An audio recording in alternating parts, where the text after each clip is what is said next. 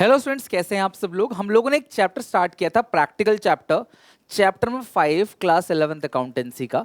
और मैंने आपको सारे रूल समझा दिए थे कि अकाउंटिंग इक्वेशन क्या है और हर एक ट्रांजैक्शन का अकाउंटिंग इक्वेशन पे क्या फर्क पड़ता है, राइट।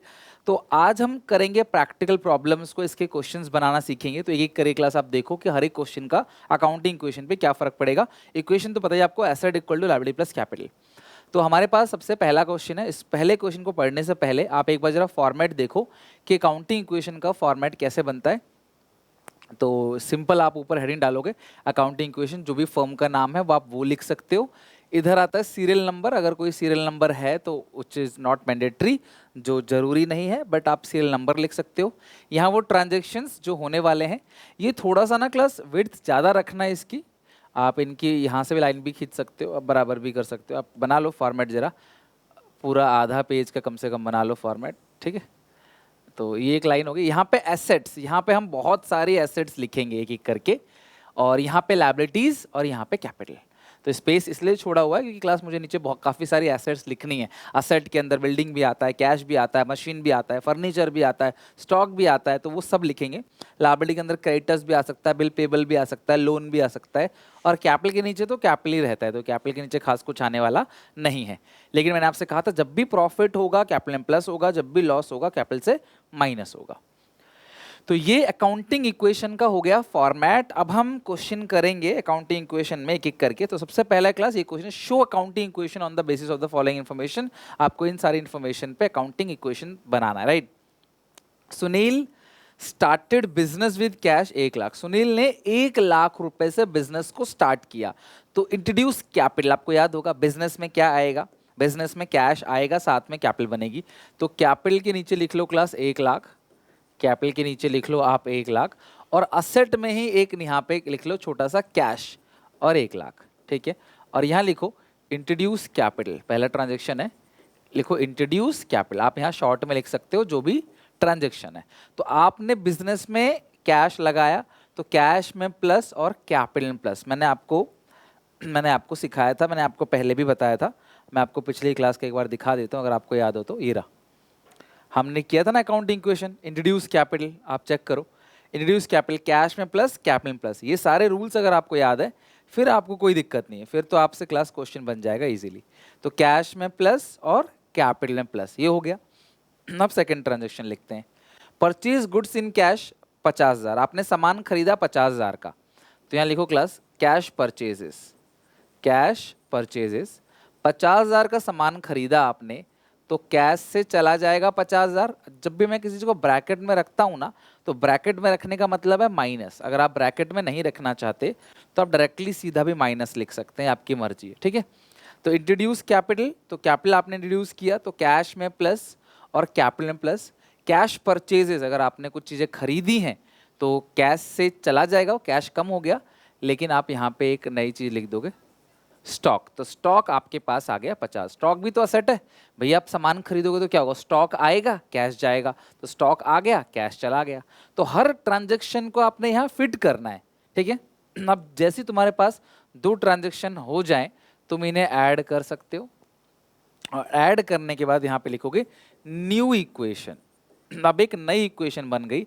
अब तुम्हारे पास 1 लाख का कैश शुरू में था, 50 का पेमेंट कर दिए, तो तुम्हारे पास कैश बचा 50,000, स्टॉक बचा 50,000, ये हो गया आपका 1 लाख, और इधर कैपिटल भी 1 लाख। तो आप एक चीज देखोगे कि जो लायबिलिटी जीरो है, कि जो एसेट्स है टोटल वो 1 लाख है, और वो लायबिलिटी प्लस कैपिटल के बराबर पहले भी था, और हर ट्रांजैक्शन के बाद भी जो हमारी टोटल एसेट है वो लायबिलिटी प्लस कैपिटल के बराबर होगा। हर एक ट्रांजैक्शन के बाद असेट जो है वो लायबिलिटीज प्लस कैपिटल के बराबर हो गई। आपकी नई इक्वेशन बन गई। क्लियर है यहाँ तक। अब फिर एक ट्रांजैक्शन और लिखोगे, फिर टोटल करोगे।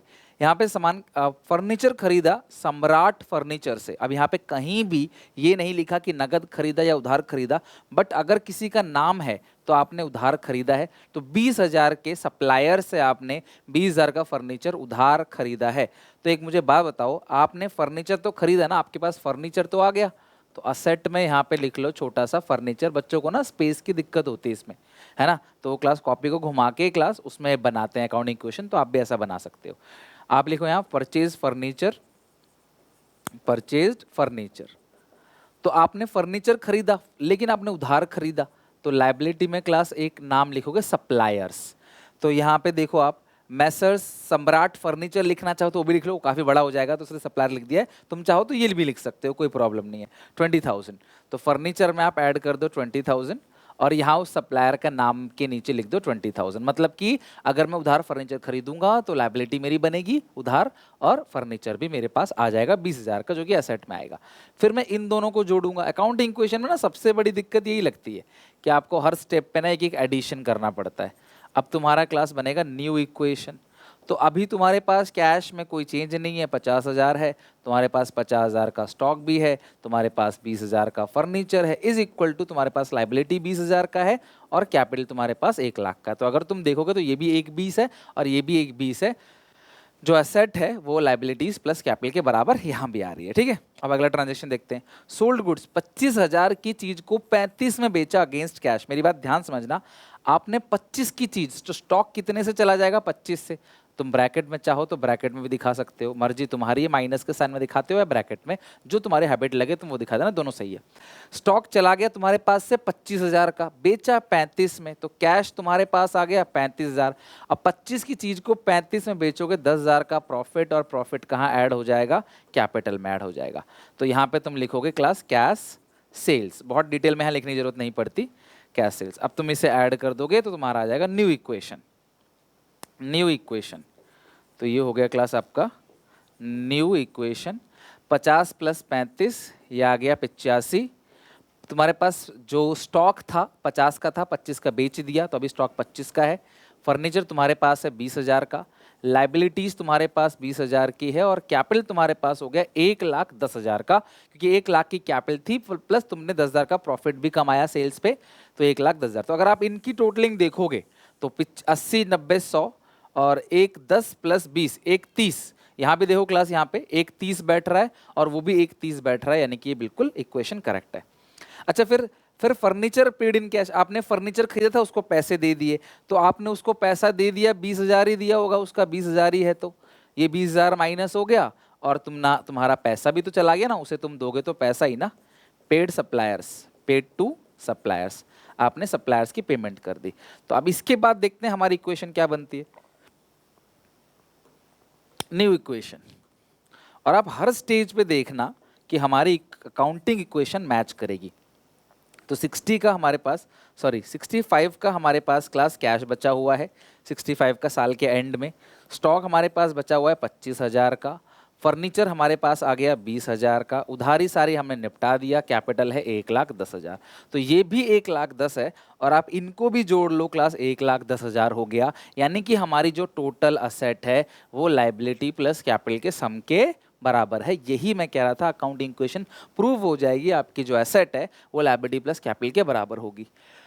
अब अगर तुम्हें, वैसे क्वेश्चन में इसमें शायद मांगा नहीं है, लेकिन अगर तुम्हें क्वेश्चन कल को कह दे, ठीक है, तुम्हें टीचर अगर दे दे, कल को कह दे कि भाई इसकी बैलेंस शीट भी बना के दिखाओ, यानी कि इन चीज़ों को बैलेंस शीट में प्रेजेंट करके भी दिखाओ, तो वो भी हम कर सकते हैं, कोई बड़ी बात नहीं है।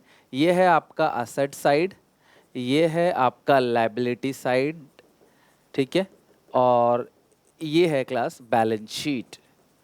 तो बैलेंस शीट में सारी एसेट को लिख लो यहाँ पे। तो कितनी एसेट है यहाँ पे? Cash, stock, furniture. तो बड़ी बड़ी चीज़ों को पहले लिख लो, फर्नीचर, फिर स्टॉक, फिर कैश। फर्नीचर कितने का है? 20,000 का। स्टॉक कितने का है? 25,000 का।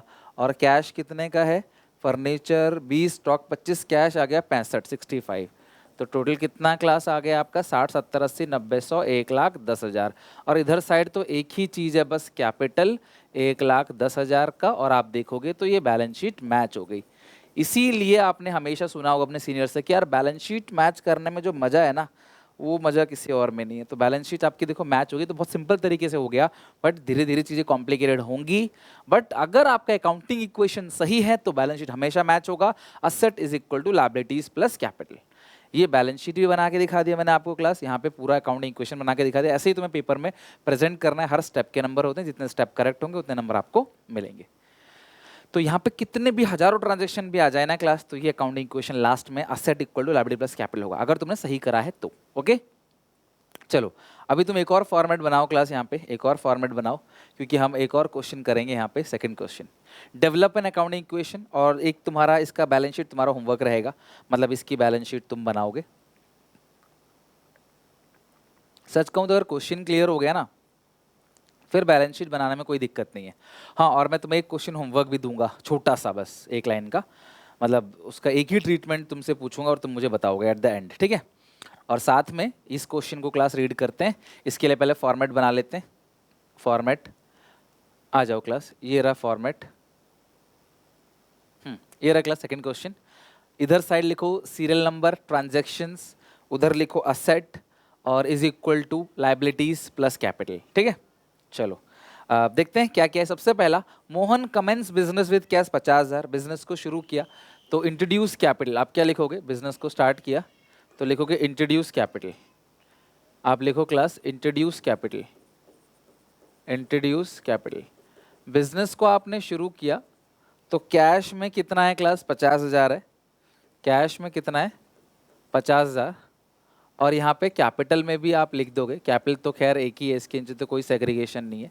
कैपिटल में 50,000, तो कैश में 50,000, कैपिटल में 50,000। ओनर ने बिजनेस में पैसा लगाया तो कैश भी आ गया और कैपिटल भी। ये सेम चीज पिछले क्वेश्चन में भी था, ये सेम चीज यहाँ भी है, ठीक है। कैश में 50,000 आ गया और साथ में कैपिटल में भी आ गया 50,000। अगला point, purchase goods for cash 30,000। आपने सामान खरीदा 30,000 का, तो पैसा चला गया क्लास और स्टॉक आ गया आपके पास, तो स्टॉक में ऐड करो 30,000 और कैश से माइनस कर दो 30,000 और लिखोगे परचेज गुड्स। लेकिन जैसे दो इक्वेशन होगा तो मैं ऐड भी करना पड़ेगा, तो इसको ऐड कर देते हैं, इसको ऐड करो, ये आएगा आपका न्यू इक्वेशन। न्यू इक्वेशन 50 में से 30 जाएगा तो आएगा 20 और स्टॉक तुम्हारे पास आ गया 30, 20, 50 और इधर लायबिलिटीज 0 और कैपिटल कितनी है, 50 है। तो आप देखो अभी भी अकाउंटिंग इक्वेशन मैच हो रही है, हर नई इक्वेशन जो है वो मैच होगी, asset equal to liability plus capital होगा। Next, purchase goods on credit 20,000। तुमने उधार खरीदा है 20,000 का सामान। भैया तुमने खरीदा तो है ना, सामान आ गया, लेकिन तुमने उधार खरीदा है तो तुम्हारी लायबिलिटी साइड में क्रेडिटर भी दिख जाएंगे, कितने, 20,000। तो यहाँ पे क्या लिखोगे आप, क्रेडिट परचेज। क्रेडिट परचेज, आपने उधार खरीदा है तो आप लिखोगे क्रेडिट परचेज। नगद आपने खरीदा था तो क्या हुआ था, कैश चला गया, स्टॉक आ गया। अगर आपने उधार खरीदा है तो क्या होगा, आपके पास स्टॉक जो है वो आएगा लेकिन कैश नहीं जाएगा। बट आपने अगर खरीदा है उधार तो आपके क्रेडिटर्स बन जाएंगे, यानी आपकी लायबिलिटी बन जाएगी। अब न्यू इक्वेशन, फिर हर एक के बाद आपको न्यू इक्वेशन लिखना पड़ता है, जिसकी वजह से थोड़ी सी बड़ी बन जाती है, बट आप करना पड़ेगा, मजबूरी है। अभी प्रेजेंटेशन का मतलब टाइम है आपका, पहला ही चैप्टर है तो आप प्रेजेंटेशन को तो मिस नहीं कर सकते। तो ये आ गया क्रेडिटर्स 20,000, कैपिटल आप देखो ये भी 70,000 है, लायबिलिटी प्लस कैपिटल, ये भी 70 था। हर ट्रांजेक्शन के बाद जो एसेट है वो टोटल एसेट है, वो लायबिलिटी प्लस कैपिटल के बराबर आएगा। सोल्ड गुड्स कॉस्टिंग, 10,000 की चीज को 12 में बेचा, बिल्कुल पहले जैसा, 10 की चीज को आपने 12 में बेचा, right. Sold goods on credit, उधार बेचा नगद बेचा है, सोल्ड गुड्स कॉस्टिंग, ऐसा नगद आपने, उधार नहीं बेचा, कहीं भी नाम नहीं लिखा हुआ है किसी का, ठीक है। सोल्ड गुड्स फॉर कैश, 10 का सामान है, स्टॉक घटा दो 10, लेकिन पैसा आ गया 12 और 2,000 का प्रॉफिट। भाई 10 का सामान अगर 12 का बेचोगे तो 2,000 का क्या होगा, आपको प्रॉफिट होगा। आप इसे ऐड करो, न्यू इक्वेशन बन जाएगा ये। न्यू इक्वेशन तुम्हारे पास ये आ गया 32,000 प्लस तुम्हारे पास आ गया ये 40,000 इज इक्वल टू 20,000 प्लस 52,000। ये 52,000 20 72 72 हो गया मैच। अच्छा, अब आपने फर्नीचर खरीदा है, बॉट फर्नीचर ऑन क्रेडिट, 2,000 का फर्नीचर आपने खरीदा है, बॉट फर्नीचर ऑन क्रेडिट 2,000। भाई कुल मिलाकर तुमने फर्नीचर खरीदा है तो यहाँ पे फर्नीचर आ जाएगा। कितने का फर्नीचर खरीदा है, 2,000 का, तो फर्नीचर के नीचे प्लस कर दो इधर, मतलब स्टॉक मत प्लस करना, फर्नीचर अलग से है, तो आपने ऐड कर दिए 2,000। लेकिन आपने फर्नीचर खरीदा है तो साथ में यहाँ पे सप्लायर, असेट के लिए आप सप्लायर वर्ड यूज कर सकते हो। कितना है क्लास 2000। अब कुछ टीचर क्या करते हैं, इसी क्रेडिटर में ऐड करा देते हैं उसको। अगर देखें तो फर्क कुछ पड़ता नहीं है, आप क्रेडिटर्स में ऐड करोगे तब भी एक ही बात है, अब सप्लायर अलग से दिखोगे तब भी तो वो लायबिलिटी अलग अलग ही है। बट मैं मानता हूँ गुड्स का जो है वो अलग होता है और फर्नीचर का अलग होता है, तो आप इसको ऐड मत करना, अलग से दिखा देना, ठीक है। न्यू इक्वेशन क्लास, अब यहाँ पे लिखोगे परचेज फर्नीचर, परचेज्ड फर्नीचर।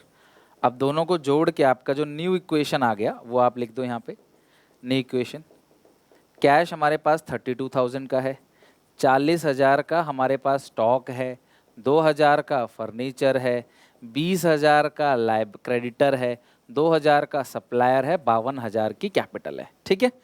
अच्छा, अब इसके बाद पेड कैश टू क्रेडिटर 15,000, आपने क्रेडिटर्स को पेमेंट कर दी, 20 का था लेकिन अभी 15 ही पेड किया है, पे कैश टू क्रेडिटर। अब सुनो मेरी बात ध्यान से बच्चों, सुनो, अगर तुमने क्रेडिटर को 15,000 फुल सेटलमेंट में दे दिया होता, फुल सेटलमेंट मतलब कि भाई तुम 20 है तुम्हारे बट 15 लो और खत्म करो इस कहानी को, होता है ना कभी कभी दुकानदार से हम सामान खरीदते हैं, चलो रख लो यार, खत्म करो, सेटल कर लो।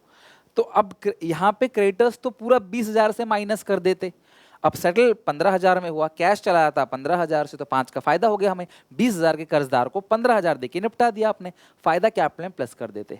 बट इसमें ऐसा कुछ नहीं लिखा गया, लाइन पढ़ के देखो, सीधा लिखा है कि 15,000 क्रेडिटर्स को पेमेंट कर दिया, पेड कैश टू क्रेडिटर्स, 15,000 आपने पे कर दिया, तो कैश से माइनस कर दो और क्रेडिटर से माइनस कर दो। तो मतलब क्रेडिटर अभी भी तुम्हारे पास बचे हुए हैं, क्रेडिटर तुम्हारे खत्म नहीं हुए, राइट, क्योंकि तुमने सेटल नहीं किया, अभी भी 5,000 के बचे हैं। तो ये आ गया आपका न्यू इक्वेशन, ठीक है। तो 32 में से 15 गया तो कितना बचेगा, 17,000 बचेगा। ये आएगा 40,000 का, ये आएगा 2,000 का, इज इक्वल टू 15 जाएगा तो ये बचेगा 5,000, ये बचेगा 2,000, ये बचेगा 52,000। अब एक और देखते हैं class transaction, salary paid. Salary खर्चा है 1,000 रुपए का, कोई भी खर्चा अगर आप पेड करोगे तो 1,000 रुपए तो कैश से चले जाएंगे और 1,000 रुपये आपकी कैपिटल भी कम हो जाएगी, क्योंकि क्लास कोई भी एक्सपेंस हो वो हमारी प्रॉफिट को कम करेगा, एक्सपेंस हमारे प्रॉफिट को कम करते हैं। अब जो न्यू इक्वेशन है यहाँ पे आएगी न्यू इक्वेशन, न्यू इक्वेशन 17 में से 1,000 गया तो आएगा 16,000, यह आएगा 40,000, यह आएगा 2,000 इज इक्वल टू यह आएगा 5,000, यह आएगा 5,000, यह आएगा 2,000 और यह आएगा 51,000, 51,000। 51 प्लस 2 53 प्लस 5 58, और ये भी क्लास इधर देखोगे 40 16 56 2 58 58। आपकी जो टोटल असेट है ये आपके लायबिलिटी प्लस कैपिटल के बराबर है। क्वेश्चन कितना ही बड़ा हो जाएगा, ट्रांजैक्शंस यही रहेंगे, असेट लायबिलिटी प्लस कैपिटल के बराबर होगा, total asset liability plus capital के बराबर होगा। तो ऐसे ही क्लास आपको कुछ क्वेश्चंस अपनी बुक में और प्रैक्टिस करना है, ट्राई करना है क्लास आपको बुक से क्वेश्चन, चाहे आपके पास कोई भी बुक हो, आप प्रैक्टिस करो और देखना क्लास, आप अगर 3-4 क्वेश्चन बना लोगे मजा आएगा आपको कि आपकी एसेट लायबिलिटी प्लस कैपिटल के बराबर होगी। अब धीरे धीरे हम जब क्वेश्चन आगे बढ़ेंगे तो क्लास हमें कुछ नए नए पॉइंट्स भी मिलेंगे, तो वो हम आगे डिस्कस करते चले जाएंगे। बट फिलहाल आज मैं आपको 4 डिफरेंट पॉइंट के ट्रीटमेंट समझा रहा हूँ और आप इनको अच्छे से पढ़ लेना, क्योंकि ये भी क्वेश्चन में पूछा जा सकता है। फिर अगली क्लास में मैं कुछ आपको और पॉइंट बताऊंगा, फिर देन हम आखिरी क्लास में जो स्टेटमेंट वाले क्वेश्चंस होते हैं उनको बनाएंगे, ठीक है। खैर ये चारों पॉइंट में आने से पहले एक होमवर्क मैंने बोला था, आपको होमवर्क दे देता हूँ, आप मुझे बताना, ठीक है। सोल्ड गुड्स, इसका क्या होगा treatment, sold goods costing 30,000 sold at a profits of, sold at a profit of 20% on cost, ठीक है भाई। 30,000 का सामान है, 20% आपने फायदे में बेच दिया, half amount received in cash, ठीक है। अच्छा एक चीज और, sold goods costing 30,000, sold goods costing 30,000 to Mohan, to Mohan at a profit of 20% on cost, half amount receive in cash। अब तुम सारे बच्चे कमेंट सेक्शन में मुझे इसका ट्रीटमेंट बताना कि कहाँ पे क्या क्या चीज़ें प्लस होंगी, कहाँ पे क्या क्या चीज़ें माइनस होंगी। 30 की चीज़ को 20% फायदे में बेचा, आधा पैसा आपको नगद मिल गया, मतलब आधा उधार है, तो आप इसका क्या ट्रीटमेंट करोगे, ये मुझे कमेंट सेक्शन में हर एक बच्चा हर एक बच्चा प्लीज अगर वीडियो देख रहा है और वो समझ रहा है, कर रहा है, पढ़ाई कर रहा है अपनी, तो क्लास वो जरूर मुझे कमेंट सेक्शन में इसका आंसर बताएगा। राइट, आता है, सही आता है, गलत आता है, बताओ। जिसका सही कमेंट होगा सबसे पहले आएगा, मैं उसको पिन कर दूंगा। राइट, चलो अब देखते हैं क्लास यहाँ पे treatment of outstanding expenses. Outstanding expense किसे कहते हैं? सबसे पहली बात, ऐसा खर्चा जो मुझे करना था लेकिन मैंने अभी तक किया नहीं है, इसको क्या बोलते हैं क्लास? Outstanding expense. ऐसा खर्चा जो मुझे करना था लेकिन मैंने अभी तक किया नहीं। बट मेरी बात समझना, ऐसा खर्चा जो मुझे करना था मैंने अभी तक किया नहीं है, बट फिर भी मैंने खर्चा नहीं भी किया है, तो वो क्लास मेरी कैपिटल में से तो कम होगा ना। आप खुद सोचो, ऐसा कोई भी खर्चा जो मुझे करना था लेकिन मैंने अभी तक वो किया नहीं है, तो मेरी प्रॉफिट को तो कम करेगा। प्रॉफिट को तो कम करेगा ना क्लास। कोई भी आउटस्टैंडिंग एक्सपेंस हो तो वो क्या करेगा? वो खर्चा भले ही आपने पेमेंट नहीं किया, बट अक्रूवल कॉन्सेप्ट क्या कहता है कि भले ही आपने पेमेंट नहीं किया बट वो आपकी प्रॉफिट को तो कम करेगा ना। अगर वो प्रॉफिट कम कर रहा है तो क्लास वो कैपिटल से क्या हो गया? माइनस हो गया। और आप सबको पता है कि आउटस्टैंडिंग एक्सपेंस जो है वो करंट लाइबिलिटी है। ठीक है, आउटस्टैंडिंग एक्सपेंस क्या होता है क्लास? Current liability. तो आप इसे लाइबिलिटी में प्लस कर दोगे, लाइबिलिटी में प्लस कर दोगे और कैपिटल से माइनस, तो नेट इफेक्ट देखा जाए तो जीरो। वैसे भी अकाउंटिंग इक्वेशन में असेट लायबिलिटी प्लस कैपिटल के बराबर होता है। तो आप कैसे समझोगे एज ए स्टूडेंट कि सर देखो आउटस्टैंडिंग एक्सपेंस लायबिलिटी होता है तो कर दो लायबिलिटी में प्लस, और क्योंकि ये कैपिटल कम करता है तो कैपिटल से आप माइनस कर दो, क्योंकि आउटस्टैंडिंग एक्सपेंस हमारे प्रॉफिट को गिराएगा। अगर मान लो मैंने 100 रुपए कमाया और 20 रुपए खर्चा हुआ, मैंने खर्चा किया ही नहीं 20 रुपए, बट फिर भी मुझे माइनस करना पड़ेगा प्रॉफिट निकालने के लिए। एक्रूअल कॉन्सेप्ट ये तो कहता है कि भले ही पेमेंट हुई हो चाहे ना हुई हो, एक्सपेंस इनकर अगर हो गया तो आप एक्सपेंस को बुक कर दो। राइट, अगला देखो क्लास जरा, प्रीपेड एक्सपेंस। आप इसका दिमाग लगाओ, प्रीपेड एक्सपेंस का क्या करोगे आप? दिमाग लगाओ क्लास की, प्रीपेड एक्सपेंस का आप क्या ट्रीटमेंट करोगे?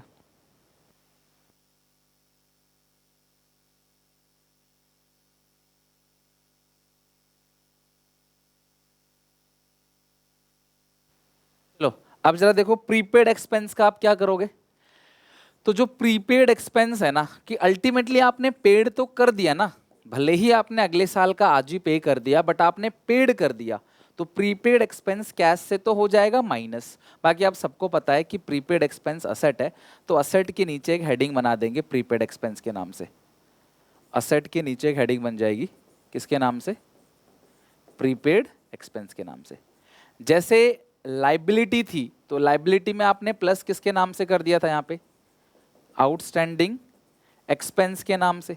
उसी तरीके से असेट में आप प्रीपेड एक्सपेंस के नाम से एक असेट प्लस कर दोगे। Accrued income. अब अक्रूड इनकम कौन सी इनकम होती है? Earn but not receive. आपने पैसा कमा लिया है लेकिन आपको मिला नहीं है। अक्रूड इनकम, आपने पैसा कमा तो लिया लेकिन आपको मिला नहीं है। तो भी आपको मिला नहीं है ना, पर है तो आपकी एसेट ना, वो आपने तो कमा लिया है लेकिन आपको मिला नहीं है। अक्रूड इनकम मिला नहीं है लेकिन फिर भी आप उसे काउंट तो करोगे ना, तो इसीलिए क्लास है कैपिटल में प्लस हो जाएगा। ठीक है, accrued income is the reverse of outstanding expense. Outstanding expense आपको पता है लायबिलिटी है, आपने लायबिलिटी में दिखाया, बट फिर भी वो खर्चा तो है ना, खर्चा कैपिटल कम करेगा। अक्रूड इनकम फिर भी कमाई है ना, तो कमाई कैपिटल में ऐड हो जाएगी। ओके, लास्ट है एडवांस इनकम। समय से पहले आपने पैसा ले लिया है तो भी एडवांस इनकम है। समय से पहले आपने पैसा ले लिया तो कैश में आपने प्लस कर दिया। और एडवांस इनकम क्या है क्लास? लायबिलिटी है, तो आप लायबिलिटी में प्लस कर दोगे किस नाम से? एडवांस इनकम के नाम से। तो एडवांस इनकम और प्रीपेड एक्सपेंस देखो, प्रीपेड एक्सपेंस असेट है और कैश से कम हो गया क्योंकि खर्चा है। एडवांस इनकम पैसा आ गया बट वो लायबिलिटी है। तो मैं तुम्हें एक बात बताऊं, तुम्हें इन चारों को याद करने का तरीका मैं तुम्हें समझाता हूं। तुम्हें इन चारों का ट्रीटमेंट पता होना चाहिए। सबसे पहला है आउटस्टैंडिंग एक्सपेंस, ठीक है, और दूसरा है prepaid expense. Prepaid expense asset है, आउटस्टैंडिंग एक्सपेंस लायबिलिटी है। ठीक है, उसके बाद है class accrued income. Accrued income क्या है क्लास? असेट है। एडवांस इनकम क्या है? लायबिलिटी। एडवांस इनकम लायबिलिटी, ये चारों चीजें तो क्लास पता है आपको, एक एक ट्रीटमेंट तो पता है। अब दूसरा ट्रीटमेंट क्या होगा, मेरी बात समझना। आउटस्टैंडिंग एक्सपेंस कैपिटल को कम करेगा। आउटस्टैंडिंग एक्सपेंस कैपिटल कम करेगा। ठीक है, प्रीपेड एक्सपेंस जो है, प्रीपेड एक्सपेंस क्योंकि आप पैसा दे रहे हो तो ये कैश कम हो जाएगा। असेट साइड एक नया नाम आ जाएगा प्रीपेड एक्सपेंस, और कैश से ये कम हो जाएगा। अक्रूड इनकम, कमा लिया आपने, भाई मिला ही तो नहीं है, कमा तो लिया ना आपने, तो कैपिटल में प्लस, और क्लास एक असेट साइड भी आ जाएगा अक्रूड इनकम के नाम से। एडवांस इनकम, समय से पहले पैसा ले लिया आपने, एडवांस इनकम, साथ में आपकी लायबिलिटी भी बन गई। तो ये है क्लास 4 के 4 पॉइंट। इन चारों पॉइंट का ट्रीटमेंट आपको अच्छे से पता होना चाहिए। अगली क्लास में इससे रिलेटेड हम क्वेश्चन भी देख लेंगे, ठीक है? तो इसे नोट कर लो, लिख लो आप पॉज करके वीडियो। नेक्स्ट क्लास में हम कुछ और क्वेश्चन बनाएंगे और साथ में इन चारों पॉइंट्स को जो आज हमने पढ़ा इसका इम्प्लीकेशन भी देखेंगे। आप यहाँ तक प्लीज़ अच्छे से पढ़ लेना, नेक्स्ट क्लास में कंटिन्यू करेंगे। बाकी यहाँ तक अगर आपको सब कुछ समझ अच्छे से आ रहा है, आपने कॉपी अच्छे से मेंटेन कर ली, कुछ क्वेश्चन की प्रैक्टिस भी कर ली, कोई डाउट है तो कॉमेंट सेक्शन में पूछो, होमवर्क का आंसर दो। बाकी क्लास यहाँ पे ईगो का प्लेलिस्ट है, आप लाइन बाय लाइन ईगो की वीडियोज भी मेरे साथ साथ अपने क्लास 11th का समय से पहले पूरा कोर्स 11th का खत्म कर सकते हो इस चैनल पे। तो चैनल को सब्सक्राइब करके बेल आइकन दबा देना। हमारा दूसरा चैनल क्लास 12th का है, तो जब 12th में जाओगे क्लास तो आपका 11th का बेस इतना स्ट्रांग होगा, आपको 12th में बहुत मजा आएगा। बाकी मिलते हैं नेक्स्ट क्लास में, तब तक के लिए take care, bye bye, God bless you.